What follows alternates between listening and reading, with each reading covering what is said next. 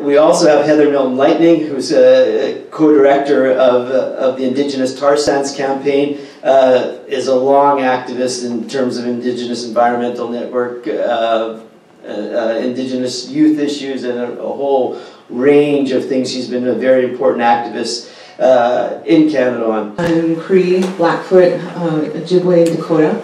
I'm part Welsh, and I point at my nose because it's a running family joke. I'm from Treaty 4, which is located mainly in Saskatchewan, part of Alberta and part of Manitoba, in the southern part of the provinces. I've been involved in doing environmental justice work roughly since 2000. My background is that when I was 16, I ran away, and I ended up in Winnipeg, and I ended up going to one of the first Aboriginal high schools that was recognized in Canada within a school division, and it was called Shelley Earth High School. It was a pretty cool place. Unfortunately, the curriculum was really culturally centered. It really taught us to think critically, and it churned out youth activists for I'd say between the first 2 to 3 to 5 years, which is unfortunate for the school division. They didn't like that, so they changed the administration to a variety of other things. But what that ended up doing is it brought a lot of young people together, and we formed Native Youth Movement, and we walked across the country. And it developed this idea around critical thought and really thinking about, you know, living in Winnipeg, there's 150,000 Indigenous people that live there any given day of the week. And when you look around in the late 90s, all of our social issues were in your face, right? And so it really brought us through this process of questioning why. Why is it that Aboriginal people face, you know, such abject poverty and social issues? And we didn't necessarily come to any conclusions, but we knew that we had to challenge the constructs, right, that exist in our society and the way we understand things. And that led us through this whole process of re-examining who we were, where we come from, and understanding also our treaties and our rights, and doing all of this kind of on our own, with a few people that supported us, and also challenging our chiefs, the government, and political bodies to recognize Aboriginal young people as the future and as the now, and to be a part of that decision-making process. From there, I ended up moving to the US and working for the Indigenous Environmental Network for about 12 years. I ran a national youth program for them. And I think one of the things that was really fundamental was really understanding what environmental justice means. And by the time I came into contact with IEN, or the Indigenous Environmental Network, it had been 15 to 20 years that this concept of environmental justice had been developed in the US. And so I got to meet a lot of the people that were foundational in creating these concepts through the first People of Color Leadership Summit in Washington, D.C. And I got to participate in the second one where we started talking about, well, how do we actually put environmental justice into practice? What does that mean in terms of funding and how we build relationships? What does that mean in terms of our relationships in the nonprofit sector to larger environmental organizations like World Wildlife Fund, you know, Greenpeace, Sierra Club, you know, all the usual suspects. And what does that mean? What are the differentiations between people of color, Indigenous people, and the larger environmental movement in the construct of environmental justice? And so a part of the work that I was tasked to do by, of course, our board, which is 14 members from all over the lower 48 in Alaska, there's lots of elders there. And so the one thing that I understand, particularly starting out as a young person, is that I have a responsibility. And part of that is really understanding what's happened before me, really having a good context of the history, and really hearing the elders say to us, this is your job now. This is what we have done in our lifetime. These are the things that we have done, the strategies that we have used, the political things that we have done, and the doors that we have opened. Now it's your responsibility to take that and to go further. And so that's kind of where I stand in terms of a lot of this. When it comes to Indigenous Tar Sands Campaign, it was kind of quasi-founded 2008, 2007, but it goes back to the early 2000s when we had an environmental gathering called the Protecting Mother Earth Gathering in Penticton, British Columbia. 2,000 Indigenous people came, 3/4 of that was young people, and we had a conversation with some members of the Duranje family from the Athabasca Chipewyan First Nation. And they were talking about how they needed support to fight the tar sands. And of course, the Canadian government has always known about the tar sands. When they were surveying the land, when they first started, their expansion through the fur trade and so on, there was a process to go out and survey and find out what resources were there. And so we've always known about it. You could say that they started developing in the 1950s and looking at it, but it didn't go full tilt until the last 15 to 20 years. So some of the stuff that I've been tasked to talk about was really understanding what treaty rights are an Aboriginal title and why do they matter. Well, our whole campaign was to respond to this ask from the Deranger family and from folks, grassroots people in Alberta, and grassroots First Nations people, I want to make that distinction, asking for support about how to fight some of the biggest companies on earth, and how to challenge them and how to protect the land. And it means that we have to shift gears and we have to look back, I would say, to Eurocentric thought in Europe, pre-colonialism, to really get an understanding of how do we get to the point that we are today. And so shifting back to that time, I found it interesting because I'm in school, I'm going to York, and I'm doing this degree, but part of that is really doing research, right? And sometimes the research is not always the most pleasant thing to do because it reminds you of the things that you know, but then it puts source fact to it, right? And so some of the stuff that I thought was really interesting is that there was a competition almost between the Spanish, the French, the Portuguese, the British, and so on as colonial powers, because they wanted to go out and, of course, colonize and name territories for their sovereigns, for their crowns, to develop resources, right? And so it's interesting in that time, there was this whole philosophical thought about the nature of man and the stages of man that justified the fact that Indigenous people were looked at as being less civilized as European society. Because the framework in looking at our people, they couldn't understand our worldview, they couldn't understand, how our economic system worked, how our religious system worked, and the fact that we looked at the world in a completely different way that somehow didn't manage to sink in. And so in terms of a chart, we were less on the scale, and because of that, it justified this idea around terra nullius, right? A legal construct that says the land is empty and open for domination. It then, terms like manifest destiny and other legal terms that go back to the Vatican and other places in Europe, started this process around thinking about the New World and how to go about and grab pieces of the New World for different empires, right? Because that's what they were essentially at that time. Colonization wasn't something that necessarily just happened here in North America, but in India, in Australia, New Zealand, and other parts of the world. And it's interesting because the British Empire at one point said the sun never sets on the British Empire because it's so huge, right? And so we have to remind ourselves of these constructs when we start thinking about treaty rights and we start thinking about the relationship that we now have in this present time and why these things are important. So going back to this idea about the competition, at one point, the British and the French were looking at Spanish colonialism in South and Central America and the West Indies, and we're saying, well, they're so savage the way they treat Indigenous people, we can do better. And so for the British, that meant that they went through this process at some point in thinking about how to go through this treaty process. And they slowly started developing that idea that land should be agreed to and we should get title from Indigenous people so we can therefore take the land, right? And so that then became treaty-making process in Canada and also in the US, right? And there's layers upon layers of different kinds of treaties. I don't necessarily want to go into the depths of that because I'm not a treaty expert. These are just things that I've educated myself on because they matter in my life. I think what's interesting though is that Keith talked about the oil and the petrostate and this idea of Canada being a superpower. But if we look back to Eurocentric thought in Europe and the process that it created through colonialism is understanding that particularly when you look at the US, was this idea of the birth of the free market, right? That people could come to the US and that they would no longer be serfs. They would no longer have to deal with religious persecution. They had the right to bear arms. They had a whole bunch of different things that were encapsulated within the Declaration of Rights in the US, right?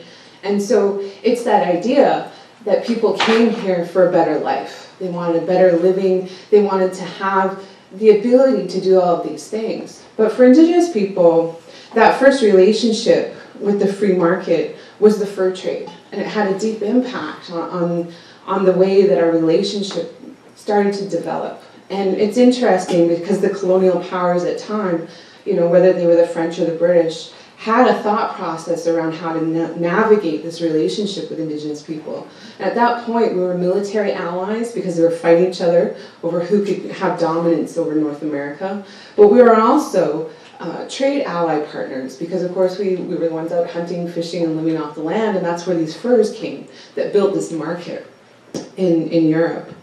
And so if you understand that, you understand that there was a process that happened as domination started to happen and as these fights happened here in Canada. And then we move into times of where the colonies decided to come together. You know, the British North America Act, the Royal Proclamation. These were some of the first documents that talk about Aboriginal rights in some context and begin to start this framework and recognizing treaty rights and recognizing Aboriginal title. What's interesting, though, is that you look at the eastern part of Canada, a good chunk of those treaties are what we call peace and friendship treaties. And so the idea was that these treaties established a relationship between First Nations people and the colonial states, right? There was never any clause that was written in there that talked about succession of land, right? And so I think that's very different when we start shifting gears and we look at the number of treaties that happened later in the 1860s to the 1870s and so on. But I think the thing that a lot of people forget is that when it comes to the number of treaties, and Treaty 8 is significantly where a lot of the tar sands development is happening right now, which was signed between representatives of Queen Victoria and the First Nations in that region. And that's the way these treaties were always done, is that there was a representative of the Crown or the sovereign at the time that signed the treaties with the First Nations. And I think, you know, what I really struggle with and what I really feel some level also of pride is the fact that these treaties were negotiated in English, they were written in English, and they were done through interpretation. And so at the time, our people wouldn't have spoke English, we wouldn't have written English. That would have been a rare thing to find someone in our communities that did that. And so if you look at the treaties, they have sometimes very romantic language in them that talks about as long as the grass grows and the rivers flow. But what it did is it shows the thought and the thinking that my people had at the time of signing these treaties. They were thinking forward into the future in terms of, you know, providing medicine, education, and understanding that they needed to put something in there to protect our people and protect our way of life. And that was what they were thinking about when they signed them. And I think when we talk about treaties, particularly from in our communities, we understand that there wasn't oftentimes a choice, right? We talk about extortion. You know, where I come from in Treaty 4, we're Buffalo people. We have a symbiotic relationship with the buffalo. And as they were dying out, our people were starving. And we never wanted to sign treaties. We did it because we were forced to. And our leaders knew that if we didn't sign treaties, at this time the epidemics were happening, our people were starving. We had to figure out the best choice to move forward so that our people could survive and that our way of life could survive. And I think those are the things that people forget in this construct of Canadianism, is that there was these things that were really horrible that happened in the name of the free market, the fur trade, and expansion of new people coming here searching out a better life. And it's not to blame anyone. We understand that people came here wanting a good life. Everyone deserves that. That's, you know, what's now the Charter of Human Rights and so on. But I think what's interesting is that because there's such problems with language, interpretation, and translation, that the story that isn't told is that our people, when we signed these treaties, there was a process of ceremony that happened.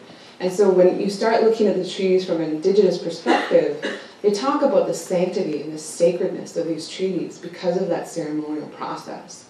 And in our own oral tradition, the treaties and the way we interpret them as a people, they have deep, deep meaning.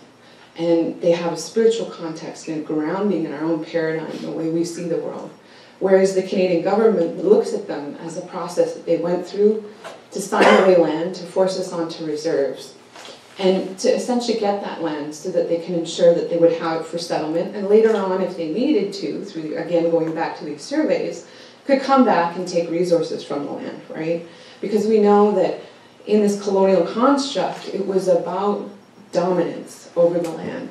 You know, Manifest Destiny talks about the God-given right and dominion over the land in this Christian context. And so that's definitely a thinking that was across the board in Europe at the time. So what's interesting is that there's a number of treaties, the Peace and Friendship Treaties. There's a Hamaldi Tract Treaty that's in this region. But there were areas that didn't sign treaties, such as the Yukon, Quebec, and British Columbia. And what's interesting is that means that there was no agreement. There was nothing that ever brought First Nations people to the table to say that we ever seceded land. And I think that the thing that always is an argument between our people and the Canadian government is this idea that we ever gave it up. You know, those agreements were about sharing the land with Canada, you know, sharing the land with the British Crown and its settlers, and how that relationship was going to function. That's what really those treaties were about. It wasn't about giving up title to anything or fee simple or any of these other ideas. It was about how we were going to build a relationship moving forward. And that's what I think, you know, really resonates with a lot of our people, is that it's a violation of this relationship that we see as sacred, right? And that there's so much put into this process, even though the process, we were under duress, right? Our people were starving, we were in these horrible positions, but that agreement was still sacred. And I think that's what fundamentally has always been a challenge for our people, is understanding that not only have these treaties legally been violated, but that spiritual relationship has been violated in moving forward to create this construct that we now call Canada. I think moving forward, though, we start looking at the Constitution Act of 1982 in Section 35, and you'll hear a lot of Indigenous people refer to it.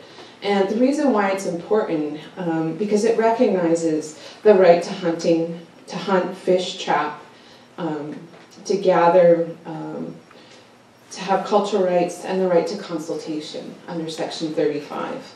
And a lot of times I like to talk to people about it and saying that this is the fabric, the Constitution Act of Canada. It's the very fabric of this country. And Canada, unfortunately, has not only violated the treaties, but it's violated its own constitution, right? And so we can come back to that in a minute.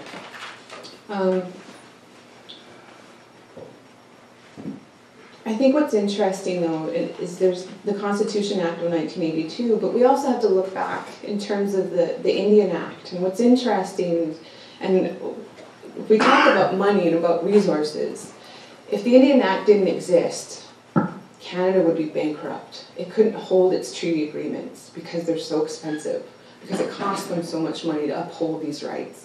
And so the Indian Act not only defined what an Indian person was legally to Canada, but it also defined the very relationship of how treaties would exist. It put us onto reserves and forced us into these systems. It also forced a government electoral system, such as chief and council system, which are not necessarily familiar to every single tribe. We didn't do voting. We had many places had a traditional governance system where it was a birthright. We had construct systems of governance in our own communities, and the Indian Act violated that and took that away, because it said in order for you to exist within this framework and within Canada, you have to comply to these standards. So, you know, the Indian Act was amended a lot of times in the early 1800s, early 1900s, to give power to the Indian agent. So, for example, one of the things that I always like to talk about is our ceremonies were outlawed. You needed a pass that was signed by the Indian agent in order to leave the reserve at one point. It wasn't until World War II that, you know, Native veterans came back, and it came to the surface in terms of Canadian society that the conditions on reserves were so bad. And we finally started seeing church groups and organizations working with our veterans to put this out into the public. And it wasn't until the 1950s that we started to see more positive amendments to the Indian Act. And I think that's really important, because the Indian Act unfortunately defines every legal construct and how our lives are as Native people in Canada within that recognition. So one of the things to think about that I think is interesting food for thought is this period between 1950 and 1970 kind of upheld and took away some of the really negative impacts of the Indian Act. But it wasn't until this time that Native people were legally allowed to get a lawyer. So I think that's something really interesting to just put in your mind. Since that time, though, we've had nearly 200 cases that have won in Canada on the right to duty to consult. So it's very interesting that as soon as we had that right lifted, that we could get a lawyer, we fought hard to get the recognition of our way of life within these legal constructs. And so what does duty to consult mean? What are these kinds of constructs? Well, it means holding the Canadian government accountable to its treaty obligations. A lot of people talk about fiduciary responsibility and all these terminologies. When we start talking about legal court challenges, the language kind of gets a little different. But I think it's really interesting to note that recently we've had some really interesting wins. And the reason why it's important and why treaty rights should even be a part of this tar sands conversation or any kind of development conversation in Canada is that, you know, Bill C-38 and Bill C-45 definitely changed the environmental regulatory system, the species at risk, the Navigable Waters Act, I can't remember what the Fishing Act, I can't remember what that Fishing one. Act, the NEB Act. And the NEB, a variety of different legislation essentially has been gutted by the Canadian government to make it easier for industry to go through the process of getting leases and developing different kinds of resources across the country. What unfortunately we haven't done is consulted Indigenous people around duty to consult. And what that means is that, say for example, you wanted to come into my community and you wanted to put in, I don't know, an oil rig. It means that in that process you have to consult with every member of our community to get us to say yes to this project. And if we say no, there has to be a process to accommodate that and also compensate for anything that is detrimental to our lands, right? And so that's a legal process. So moving back to Bill C-38 and Bill C-45, these legislative processes essentially gutted this legislation. But I think what I want to remind people, particularly in Canada, is that, you know, because of treaty rights and Aboriginal title and these constructs and these agreements and the recognition of them within the Constitution means that nobody else has the legal right in Canada to stop development except for Indigenous people. And I think what's really important is to understand how that strategy can challenge things like the tar sands, like the Ring of Fire, like the Peel watershed, like nuclear development, and the list goes on and on. I think Keith really nailed it on the head that, you know, our country wants to be a petrostate. Our economic strategy is around resource development, and I know Harper had talked about it in the llast election as a $250 billion plan in terms of developing the resources in Canada. But what's problematic is that, you know, we don't see Indigenous rights and treaty rights, inherent rights, and Aboriginal title, all of these legal constructs. It's not just about protecting the land.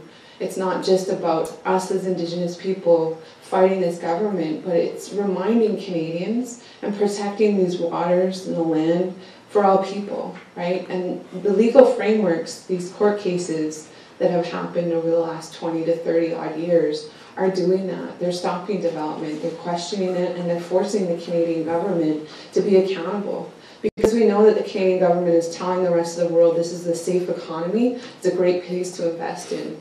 But at the same time, it's not upholding its constitutional responsibility to consult our people before it goes ahead and hands up these leases. And so we've seen many court challenges that have won this process, where the Canadian government has been forced to uphold its process. When we look at Alberta, the Beaver Lake Cree Nations court case is really interesting. They defined their treaty territory, and they said that every single company that had a lease within their treaty territory was an infringement of their rights. And so it's a little bit different than a duty to consult case. But think about this. If they win this court challenge, that means every single company that has developed in their land has no right to be there, right? That's a really big deal. And they say that they will win, and I believe that. When you look at the Athabasca Chippewa First Nation, you know, they've challenged Shell, they've challenged the Canadian government, and basically what the chief of this community has said is that we will exhaust every single legal process that is available to us, and if that does not win and stop it and hold these companies and the Canadian government accountable to treaty rights, then at that point we'll look at blockades. In our recent history, Elsie Booktook is a really interesting example, and the reason I bring it up is because it was a peace and friendship treaty territory. The Acadians and all the local folks, everyone agreed this was about protecting the water from fracking. You know, and what's interesting is every single day that there was a protester out on the land stopping those trucks, those seismic trucks from coming in, it cost the company $60,000 and their stock plummeted. And so for us, it's not just about being able to challenge the Canadian government, but it's also challenging these companies, right? And if the Canadian government will not uphold its due diligence in terms of the treaty rights and Aboriginal title, then that means that we're forced to go out on the land and to stop these companies from doing this. But thanks to Idle No More, when a call gets put out, and when Elsie Booktook happened, I think there was, within 48 hours, about 60 different actions that happened globally. There was folks in Texas that delivered a letter on behalf of Elsie Booktook to the corporation headquartered in Houston. So we have that ability to react very fast. The last thing that I wanted to mention was just the Chilcotin case that recently was decided upon and ruled upon by the Supreme Court. And it's really interesting because it kind of shifts the balance completely. And there was a quote that I read that says, Aboriginal people must recognize Crown land in order to make it full title. So it's kind of the reverse, because we've always been in this place where we have to get recognition of our right to the land, that we have treaty rights, that we have all of these things. But finally the Supreme Court is saying, well, no, actually Aboriginal title has always existed. Now it's the provinces and the federal government's responsibility to figure this mess out.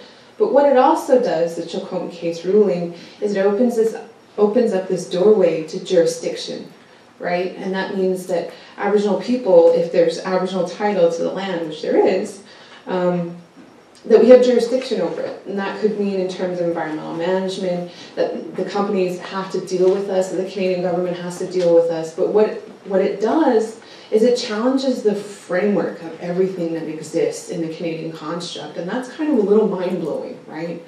To think about the fact that maybe, you know, the National Resource Transfer Act could be null and void. It does mean that all these resource sharing agreements and everything could be put into challenge, and the way that we understand property rights and how we own land as Canadian citizens could be put into challenge. And it's something to think about. You know, going back to this idea, and to close, Aboriginal and treaty rights are something that, yes, we have been in the court systems to uphold, but it's a strategy and it's a tactic, right? Because at the end of the day, our ancestors, when they signed these agreements, it was to protect our way of life, the right to be who we are, the right to look at the world in the way that we do, the right to hunt and fish, to practice ceremonies, to be who we are. And we still want that right. And that's what we're fighting for. But we understand that that right isn't just about Indigenous people, it's about the right for all people to have clean water, clean air, to eat and drink, and to have a good life and to be happy.